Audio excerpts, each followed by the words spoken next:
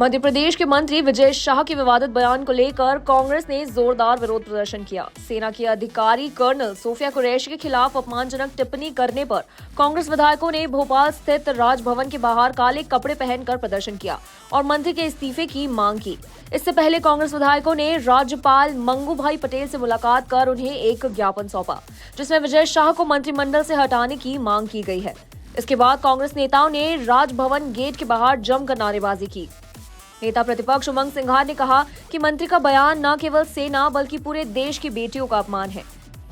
उन्होंने मुख्यमंत्री डॉक्टर मोहन यादव से पूछा कि क्या वे और उनकी कैबिनेट इस बयान का समर्थन करते हैं। कांग्रेस विधायकों सचिन यादव और जयवर्धन सिंह ने भी मंत्री के तत्काल इस्तीफे की मांग की है। पूरी भारतीय जनता पार्टी की सरकार विजय शाह को बचाना चाहती है, मतलब इस सेना से बड़ी अपनी भारतीय जनता पार्टी हो गई है, ये बताना चाहती है। एक सेना के अधिकारी का अपमान निश्चित तौर से भारतीय जनता पार्टी को समझ में नहीं आ रहा। तानाशाही सरकार है, प्रदेश की सरकार, केंद्र की सरकार, क्यों मोदी जी चुप है?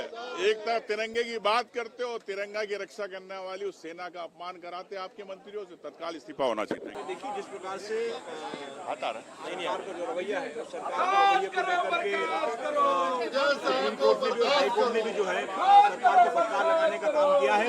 और सरकार को चाहिए कि जिस व्यक्ति ने हमारी देश की एकता और अखंडता को तोड़ने का काम किया है, देश की सेना का अपमान करने का काम किया है, देश को अपमानित करने का जो काम किया है, ऐसे व्यक्ति को तत्काल प्रभाव से बिना वक्त किया हुए सरकार को एक्शन मोड में आना चाहिए और तत्काल प्रभाव से उनको बर्खास्त करना चाहिए और भारतीय कानून की उनको पर कार्रवाई करना चाहिए। देखिए, सन 71 के बाद ये सबसे बड़ी घटना रही है हमारे देश की सीमा पर, और जब ये घटना हुई तो हमारी सेना ने, हमारे देश की सरकार ने इस पूरी कार्रवाई